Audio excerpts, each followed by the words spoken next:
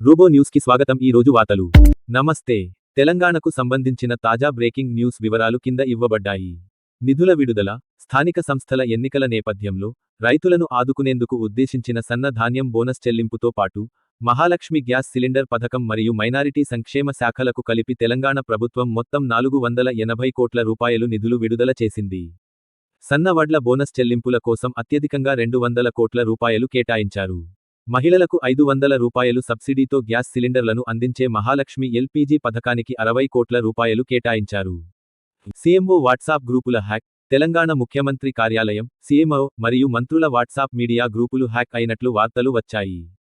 ముఖ్యమంత్రి రేవంత్ రెడ్డి పర్యటన, సత్యసాయి శత జయంతి వేడుకల్లో పాల్గొనేందుకు ముఖ్యమంత్రి రేవంత్ రెడ్డి పుట్టపర్తికి వెళ్లారు.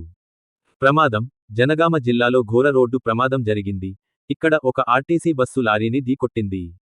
ప్రభుత్వ ప్రకటన, చెరకు రైతుల సమస్యలను పరిష్కరించడానికి తెలంగాణ ప్రభుత్వం ఒక కమిటీని ఏర్పాటు చేయనుంది. వార్తల్లో కలుస్తాం.